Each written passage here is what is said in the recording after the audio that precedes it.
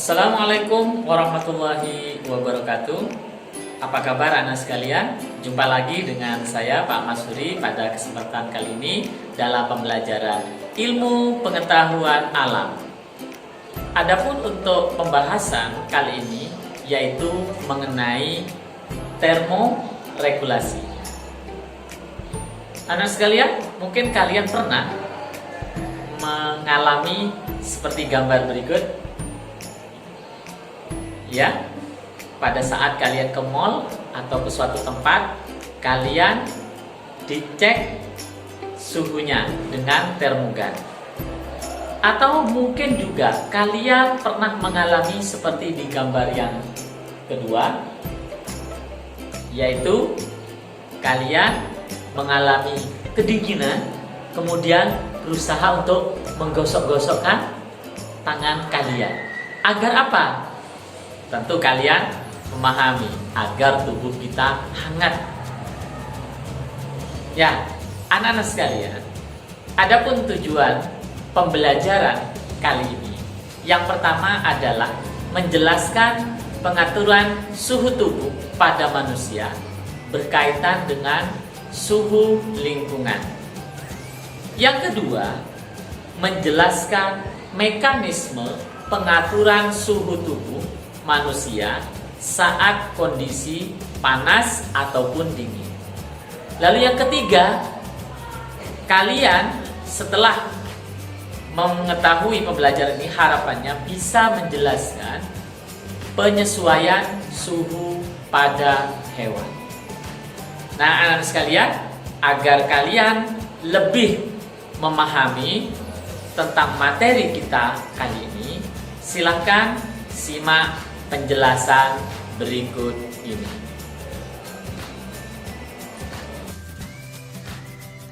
Nah, suhu tubuh manusia cenderung berfluktuasi atau berubah-ubah setiap saat.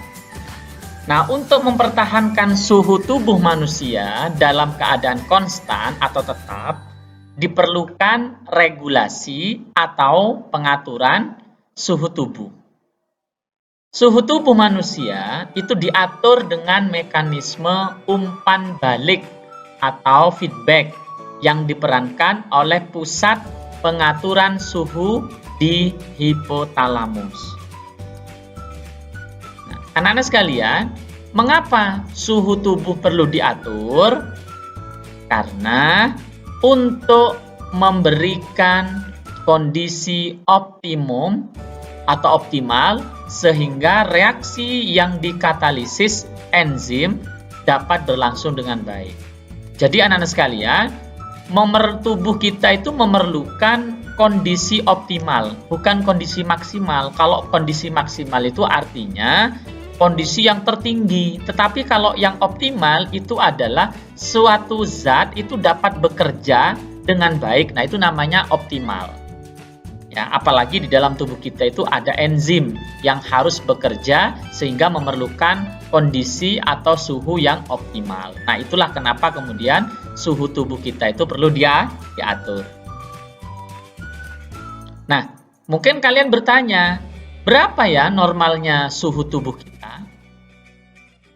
Ya, tentu kalian pasti bertanya kan? Karena kan berbeda-beda.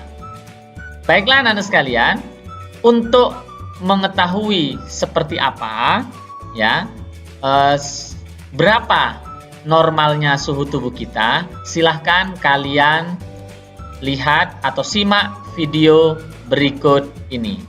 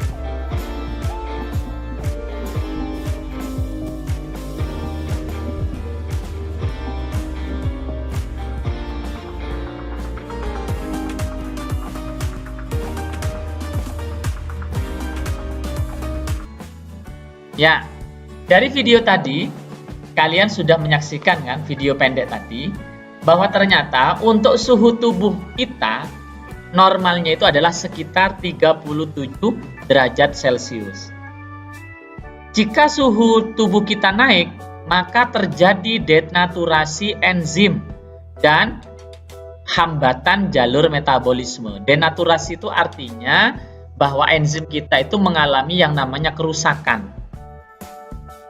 Kemudian jika suhu tubuh menurun atau turun, maka akan menurunkan laju metabolisme dan mempengaruhi otak.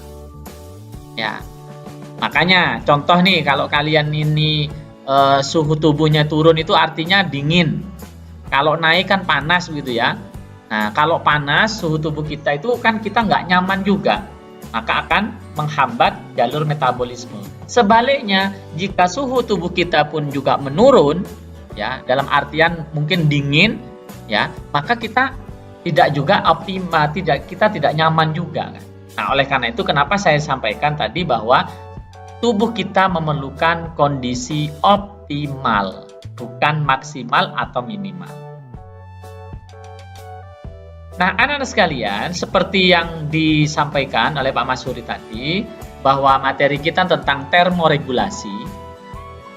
Termo itu artinya panas, regulasi itu artinya pengaturan.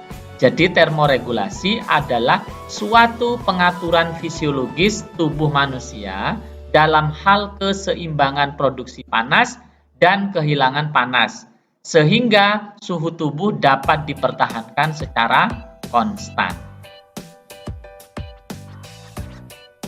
Nah, jenis suhu tubuh itu ada dua. Yang pertama suhu inti, di mana suhu jaringan tubuh bagian dalam yang dipertahankan kira-kira 37 derajat Celcius, misalnya pada torak. Ya, torak itu pada bagian dada, pada bagian abdomen atau perut.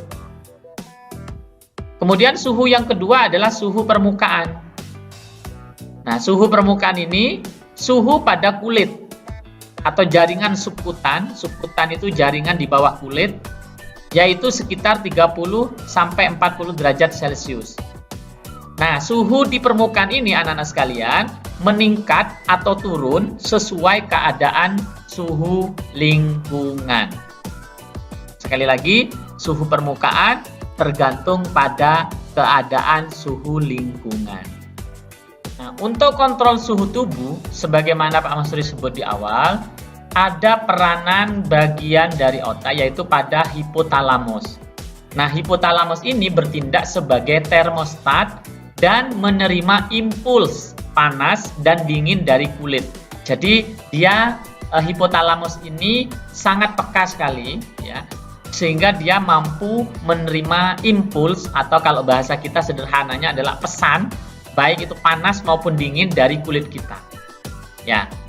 Nah, selain itu di hipotalamus juga ada reseptor yang disebut dengan sentral termoreseptor atau pusat reseptor dari suhu.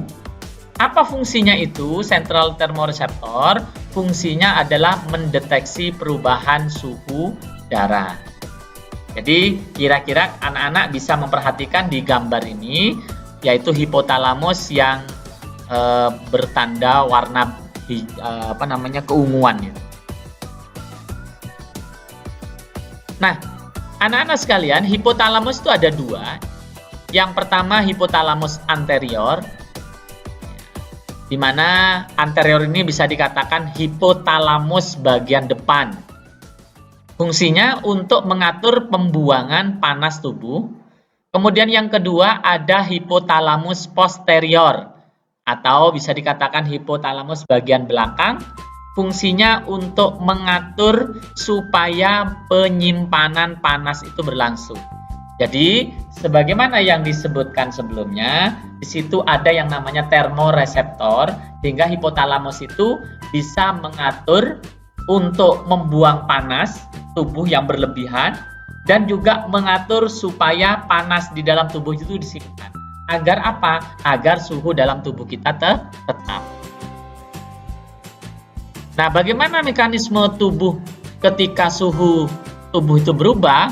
Ya, sekali lagi bagaimana mekanisme ketika suhu tubuh itu berubah? Yang pertama adalah ketika suhu tubuh itu meningkat atau bisa dikatakan suhu tubuh kita itu panas, maka akan terjadi yang namanya vasodilatasi. Apa itu Pak vasodilatasi? Vasodilatasi adalah pelebaran pembuluh darah di dalam tubuh akibat mengendurnya otot polos pada pembuluh arteri, pembuluh darah arteri, dan pembuluh darah vena mayor. Nah, akibatnya apa? Ketika terjadi pelebaran pembuluh darah, maka kita akan berikutnya itu yang berkeringat. Nah, berkeringat ini salah satu mekanisme juga pengeluaran keringat sehingga menyebabkan peningkatan pengeluaran panas melalui evaporasi atau penguapan. Jadi anak-anak bisa dilihat di sini gambar ya, dalam kondisi panas maka akan terjadi yang namanya kehilangan panas secara radiasi. Ya. Jadi di situ ada yang namanya permukaan kulit, kemudian ada pembuluh darah yang berwarna biru dan juga pembuluh darah yang berwarna merah itu. Silahkan dilihat tanda panahnya itu yang keluar, ya, heat loss by radiation atau kehilangan panas ya dengan cara radiasi. Jadi kalau anak-anak itu suhu tubuhnya panas, coba mungkin kalian pernah mengalami yang namanya suhu tubuhnya itu panas atau demam. Kalian kan merasa sekujur tubuh kita itu kan panas, seperti menguap begitu ya. Bahkan maaf ya, kalau kita itu mengeluarkan nafas kita melalui mulut, itu kan seolah-olah panas. Kenapa? Karena suhu di dalam tubuh kita itu meningkat atau panas. Lalu bagaimana mekanisme ketika suhu tubuh itu berubah menjadi turun misalnya, maka bukan vasodilatasi lagi, bukan lagi pelebaran, tetapi yang terjadi adalah vasokontriksi. Apa itu? Yaitu penyempitan pembuluh darah untuk mencegah kehilangan panas. Ya, ingat ya, panas di dalam tubuh kita itu diatur agar tetap. Ya, agar tidak banyak kehilangan. Nah, selanjutnya akan terjadi yang namanya piloereksi, yaitu rangsangan simpatis menyebabkan otot erektor pili yang melekat pada folikel rambut itu berdiri. Ya, makanya kalau orang bilang itu ketika suhu tubuh itu rendah atau turun atau dingin, orang bilang itu bulu kuduk ya, pada kulit kita itu kan kayak berdiri. Nah, itulah terjadi yang namanya piloereksi. Nah, selanjutnya peningkatan pembentukan panas, ya, sehingga panas dalam tubuh itu berusaha untuk ditingkatkan karena tubuh kita itu suhunya menurun, maka tubuh akan memproduksi panas, sehingga sistem metabolisme meningkat melalui mekanisme menggigil. Pernah kan kalian ketika suhu tubuh kalian itu dingin, kalian merasa menggigil sampai berselimut dan seterusnya? Nah, coba kalian lihat di gambar yang tampak ini, yang di situ ada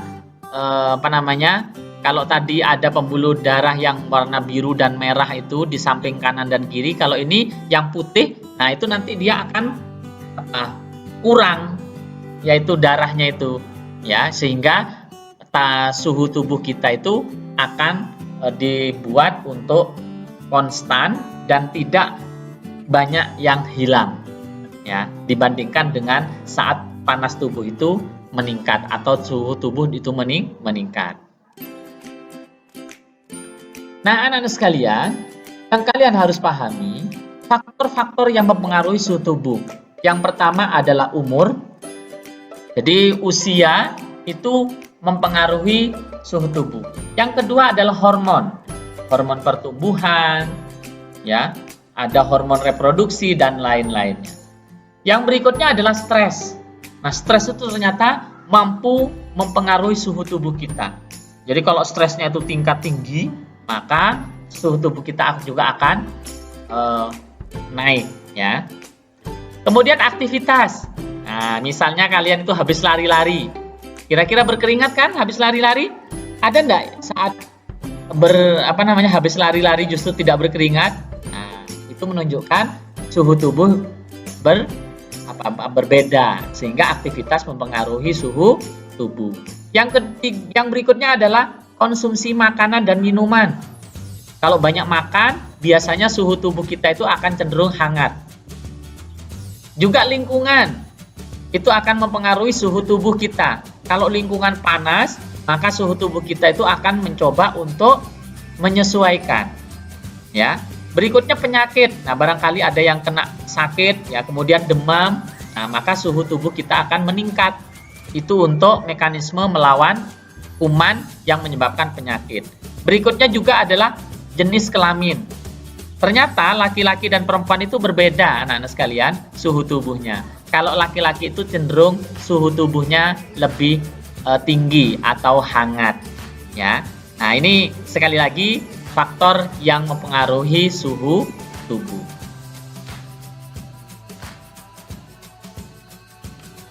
Nah, bagaimana mekanisme kehilangan panas pada tubuh kita, ya, terutama suhu permukaan? Yang pertama itu adalah melalui proses radiasi. Nah, di situ seperti anak-anak melihat gambar adik bayi, ya, anak kecil yang mana dia kehilangan panas secara radiasi. Nah, apa maksudnya? Radiasi adalah mekanisme penghilangan panas tubuh dalam bentuk gelombang panas inframerah. Radiasi merupakan mekanisme kehilangan panas paling besar pada kulit, yaitu sekitar 60%. Yang berikutnya yaitu adalah mekanisme kehilangan panas melalui kulit itu secara konduksi. Nah, apa itu maksudnya? Kehilangan panas secara konduksi adalah perpindahan panas akibat paparan langsung kulit dengan benda-benda yang ada di sekitar tubuh. Nah, konduksi ini merupakan mekanisme kehilangan panas pada kulit itu kira-kira 3% saja. Nah, anak-anak coba lihat gambar. Di situ bagaimana seperti bayi atau adik kecil, ya, yang sedang tengkurap tertidur, ketika menempel pada alasnya itu, atau mungkin kalian, ya, misalnya tidur kemudian tidur di lantai tanpa ada alas tikar atau kasur, maka lama-kelamaan kalian itu akan merasakan dingin di kulit kalian. Betul atau tidak? Ya, kenapa? Karena sekali lagi suhu tubuh kalian itu hilang atau berkurang saat menempel pada lantai. Ya, sehingga kalian akan merasa kehilangan panas, ya, secara konduksi, yaitu perpindahan panas akibat paparan langsung kulit dengan benda-benda yang ada di sekitar tubuh. Misalnya kalian itu tidur di lantai tanpa alas loh, ya, tanpa alas. Lama-kelamaan itu pasti kalian akan merasa kedinginan. Kenapa? Kalian kehilangan panas, ya, melalui kulit. Yang ketiga, anak-anak sekalian, mekanisme kehilangan panas melalui kulit yaitu secara konveksi. Nah, maksudnya apa secara konveksi? Yaitu aliran konveksi dapat terjadi dikarenakan massa jenis udara panas sangat ringan dibandingkan massa jenis udara dingin. Nah, konveksi ini merupakan mekanisme kehilangan panas pada kulit sebanyak 2% saja. Contohnya, kalau kalian merasa panas, berarti panas itu kan suhu tubuh kalian itu meningkat. Caranya bagaimana untuk menghilangkan? Kalian pasti pakai kipas, betul enggak? Mengkipas-kipaskan buku, ya, mengkipas-kipaskan buku begitu, ya, menggerak-gerakkan sehingga apa? Ada hembusan, betul atau tidak?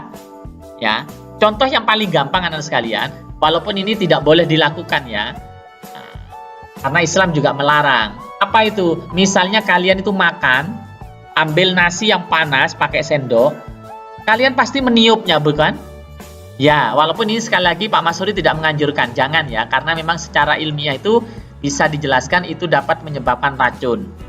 Ya, menyebabkan racun. Nanti mungkin di lain kesempatan bisa kita bahas, ya. Tetapi sekali lagi Itu contoh, kalau kita meniup benda yang panas, itu uapnya, panasnya itu kan suhunya akan hilang. Betul ya? Nah, itulah yang dinamakan dengan konveksi. Lalu yang keempat, anak-anak sekalian, mekanisme kehilangan panas melalui kulit, yaitu adalah secara evaporasi. Evaporasi terjadi akibat difusi molekul air secara terus-menerus melalui kulit dan sistem pernafasan. Evaporasi merupakan mekanisme kehilangan panas pada kulit sebesar 25%.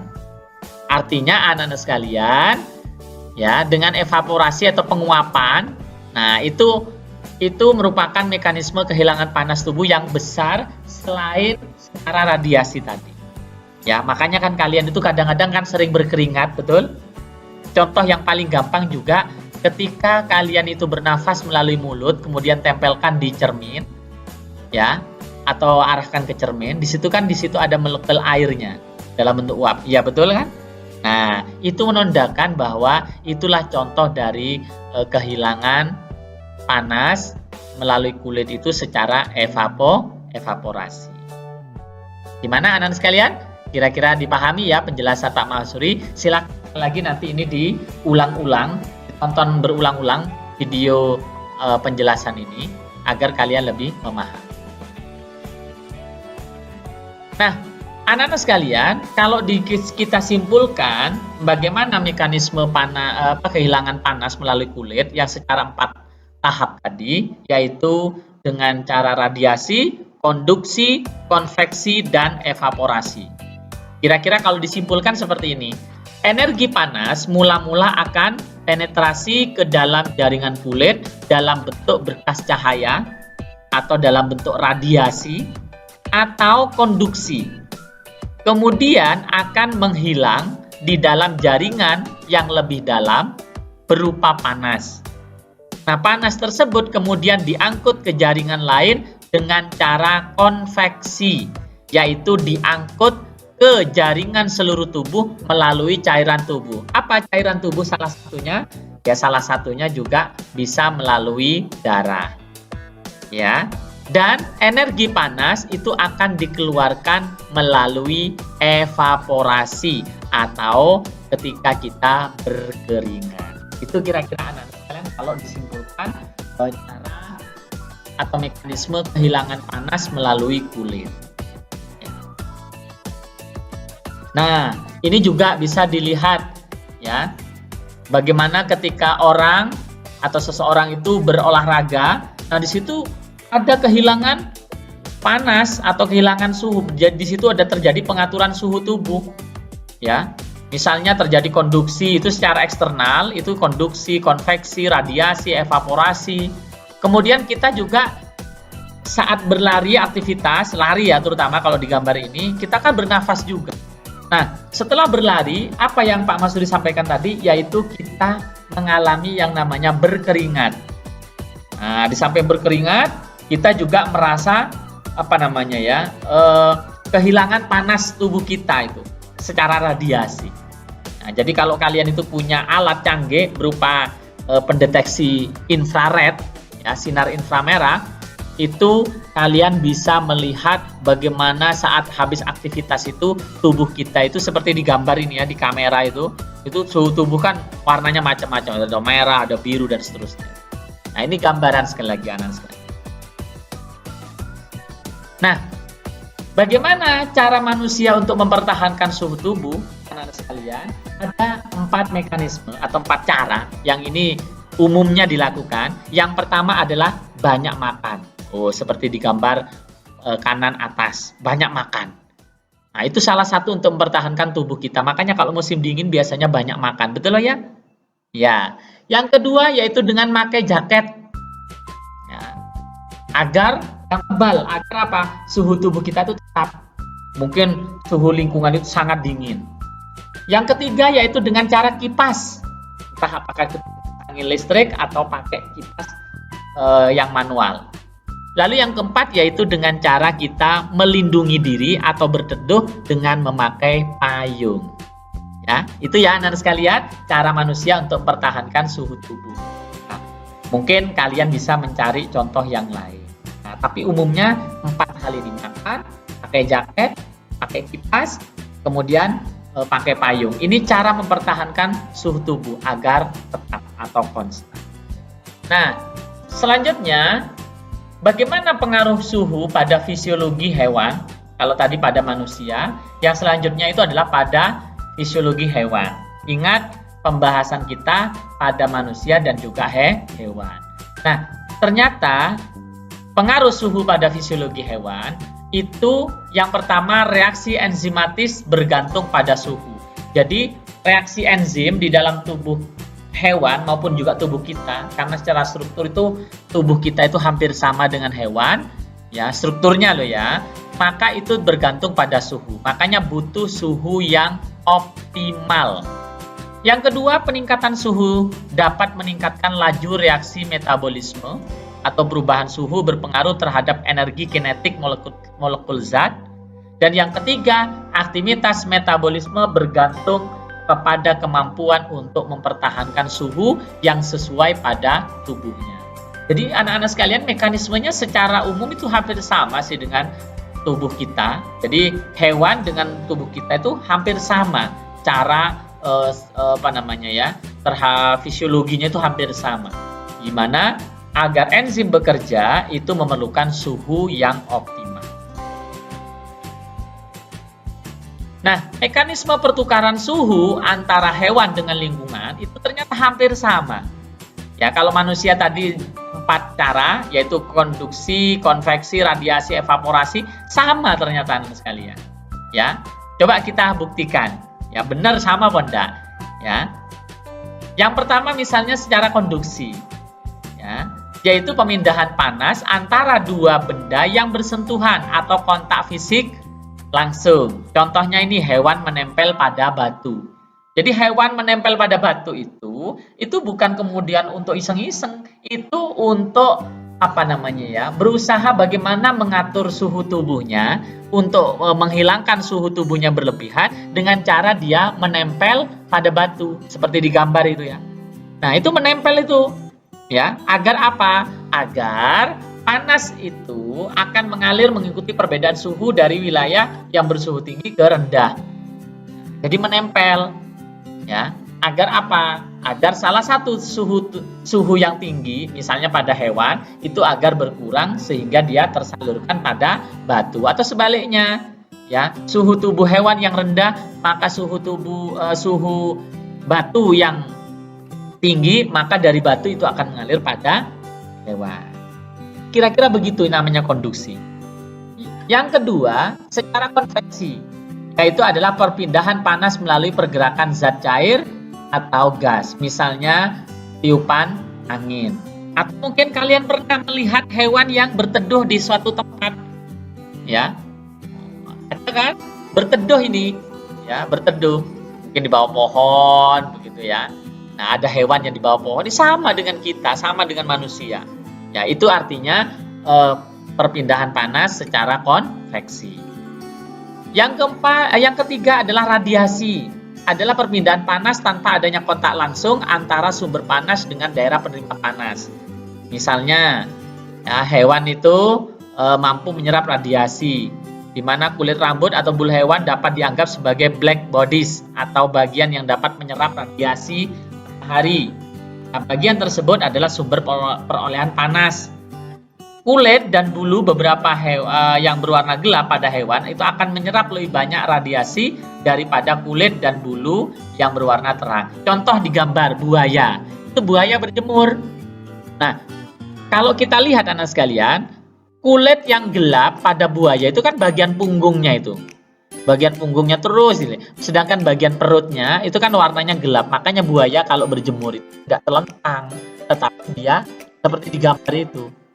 Nah, kadang-kadang ada yang kemudian lama-kelamaan itu mangap kalau bahasa Jawanya ya, mulutnya itu dibuka. Nah, itu cara untuk dia itu mengatur suhu tubuhnya. Ya, tapi kalau manusia kan tidak perlu kemudian ketika suhu dingin kemudian kita mangap-mangap, tidak perlu ya. Ini hewan. Lalu yang keempat, secara evaporasi, yaitu penguapan terjadi perubahan fase cair ke gas. Perubahan fase pada evaporasi memerlukan sejumlah energi dalam bentuk panas yang didapat dari lingkungan. Oleh karena itu, evaporasi dapat menyebabkan pendinginan di sekitar lingkungan itu. Evaporasi sangat berperan pada proses pelepasan panas dari tubuh hewan. Mungkin kalian bertanya, kalau pada manusia evaporasi itu kan ditandai dengan cara berkeringat ya Pak. Nah, apakah hewan juga berkeringat? Nah, ini mungkin perlu diteliti oleh kalian ini ya. Silahkan kalian itu teliti. Ini luar biasa, nanti kalian akan menemukan ini. Ya, barangkali ada kalian pernah melihat buaya berkeringat misalnya. Atau mungkin hewan yang lain yang kalian punya itu kucing misalnya berkeringat. Nah, itu ya. Mungkin ya. Sekali lagi sama secara evaporasi atau penguapan. Nah, anak-anak sekalian, klasifikasi hewan berdasarkan pada kemampuan pengaturan suhu tubuh itu ada dua. Yang pertama poikiloterm, yang kedua adalah homeoterm. Poikiloterm itu dikenal juga dengan hewan berdarah dingin, bukan darahnya berdingin, tetapi dia maksudnya mampu mengatur bergantung pada suhu lingkungan. Kemudian tidak mampu mempertahankan suhu tubuhnya. Nah, artinya suhu tubuh hewan yang berdarah dingin ini berfluktuasi sesuai suhu lingkungan. Makanya tadi saya katakan dia tidak mampu mempertahankan suhu tubuhnya. Suhu tubuhnya lingkungan itu panas, dia mengikuti, dingin dia mengikuti. Contohnya pada golongan Pisces atau ikan, amfibi atau pada katak, dan juga mungkin beberapa amfibi yang lain, termasuk reptil atau hewan melata. Itu adalah hewan poikiloterm. Jadi dia disebut dengan hewan berdarah dingin. Sedangkan homeoterm itu adalah hewan berdarah panas. Kenapa dikatakan berdarah panas? Karena dia mampu mempertahankan suhu tubuhnya. Suhu tubuh berfluktuasi beberapa derajat saja. Tidak sesuai dengan lingkungan, tetapi beberapa derajat saja. Mungkin lossnya 1 derajat, 2 derajat, dan seterusnya. Contohnya apa? Hewan aves atau unggas, termasuk mamalia. Nah, manusia ini termasuk golongan homeoterm. Kita itu berdarah panas, anak-anak sekalian. Makanya kita itu mampu mempertahankan suhu tubuh kita. Apa buktinya? Kalau dingin, kalian berselimut, betul? Nah, kalau panas, kalian pakai kipas, betul? Ya, apa tujuannya? Untuk menjaga suhu tubuh agar tetap. Ya. Nah, hewan homeoterm biasanya akan mempertahankan suhu tubuh yang tinggi dan tetap aktif pada suhu luar yang dingin maupun hangat. Aktivitas hewan poikiloterm menjadi berkurang saat suhu menurun. Ya, misalnya pada beberapa hewan-hewan tertentu itu biasanya dia akan menjadi kurang aktivitasnya. Kenapa? Karena terlalu dingin. Beberapa pengecualian ditemukan, misalnya pada kadal. Nah, ternyata anak sekalian, kadal itu unik. Kadal kan dia termasuk hewan berdarah dingin. Kadal yang berjemur itu suhunya bertahan tinggi 42 derajat Celcius, bahkan lebih tinggi dari suhu lingkungan. Bayangkan, kalau suhu lingkungan itu 42 derajat, Masya Allah, anak sekalian, itu mungkin kita rasanya seperti terbakar ya. Suhu tubuh kita saja 39, ya normalnya kan 37, 39 saja loh kita sudah demam, apalagi 40, mungkin kita sudah menggigil atau bahkan orang bilangnya step. Nah, ini kalau 42 gimana? Wah, seperti terbakar. Ya, mudah-mudahan tidak terjadi pada kita. Untuk membedakan kadal dengan hewan homeoterm digunakan istilah ektoterm dan endoterm. Nah, apa itu? Ya, yaitu ektoterm itu bergantung dari sumber panas dari luar, terutama radiasi matahari. Hewan tersebut suhu tubuhnya ditentukan dan dipengaruhi oleh suhu lingkungan, makanya dinamakan dengan hewan poikiloterm atau hewan ektoterm. Ada hewan yang endoterm, yaitu hewan yang mampu mempertahankan suhu tubuh yang tinggi dengan produksi panas dari dalam. Nah, suhu tubuh diatur oleh produksi panas dari dalam tubuh. Makanya disebut juga dengan hewan homeoterm. Jadi kalian gak usah bingung, hewan poikiloterm itu sama juga dengan hewan ektoterm, hewan homeoterm sama dengan hewan endoterm. Ya, berikutnya adalah heteroterm. Nah, ini heteroterm ini yang namanya heteroterm dari kata heterogen ya. Jadi dia macam-macam, memiliki suhu tubuh tinggi dan dapat diatur. Namun pada saat yang lain lebih mendekati keadaan hewan berdarah dingin. Nah, inilah yang dinamakan dengan hewan heteroterm. Dapat memproduksi panas atau endoterm, namun tidak dapat mempertahankan suhu tubuhnya pada kisaran suhu yang sempit. Nah, contohnya mamalia kecil atau hewan-hewan mamalia, hewan-hewan menyusui yang kecil, beberapa burung, dan serangga yang terbang. Nah, itu dikenal dengan istilah hewan heteroterm.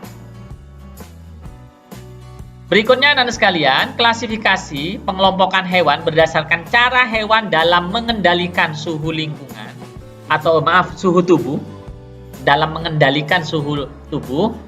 Yang pertama ada thermoconformer, yaitu menyesuaikan suhu tubuh dengan suhu lingkungan serta mengambil panas dari lingkungan luar. Sedangkan hewan termoregulator, yaitu hewan yang mengatur suhu tubuhnya. Hewan yang mampu mengatur suhu tubuhnya sehingga berbeda dengan suhu lingkungan luar. Contohnya mamalia dan burung. Itu perbedaan antara hewan cara mengendalikan suhu tubuhnya. Ada thermoconformer dan ada thermoregulator. Nah, anak-anak sekalian, kalau kita rangkum termoregulasi atau pengaturan suhu pada hewan, ektoterm itu sama dengan poikiloterm, yang mana harus menggunakan energi lingkungan dan adaptasi perilaku untuk mengatur suhu tubuhnya. Nah, ini biasanya dapat kita jumpai pada hewan invertebrata atau hewan tidak bertulang belakang. Ya, contoh bekicot, cumi-cumi, udang, dan sebagainya. Ada golongan Pisces atau ikan, ada golongan amfibi atau kata, ada golongan reptil, hewan melata. Kemudian yang kedua, endoterm itu sama dengan homeoterm. Ya, menggunakan energi metabolik untuk mempertahankan agar suhu tubuh tetap atau konstan. Kita bisa jumpai pada beberapa serangga. Serangga itu sebenarnya invertebrata, tapi ini pengkhususan. Kemudian aves atau unggas, dan mamalia atau hewan menyusui. Baik anak-anak sekalian, demikian tadi penjelasan yang Pak Masuri sampaikan terkait dengan materi kita hari ini. Sekali lagi, memang tidak ada tugas yang harus kalian kumpulkan terkait dengan pembelajaran hari ini.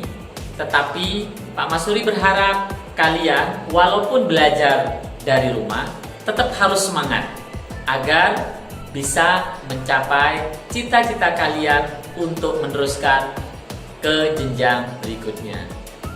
Anak-anak sekalian, karena ini sudah semester genap dan sebentar lagi kalian akan menghadapi ujian tengah semester, ya. Saya berharap atau Pak Masuri berharap kalian persiapkan dengan sebaik-baiknya agar nilai yang kalian capai tercapai sesuai dengan target kalian. Baiklah anak-anak sekalian, sekali lagi mungkin dari penjelasan Pak Masuri tadi kalian masih ada yang kurang memahami. Silahkan kalian bisa menanyakan kepada Pak Masuri secara langsung melalui WA di nomor berikut ini. Ya, silahkan Pak Masuri tunggu. Sekali lagi, jika dari penjelasan Pak Masuri tadi banyak yang kurang atau mungkin ada yang keliru, Pak Masuri mohon maaf yang sebesar-besarnya. Terima kasih, kita akan jumpa lagi pada pembelajaran pertemuan berikutnya. Assalamualaikum warahmatullahi wabarakatuh.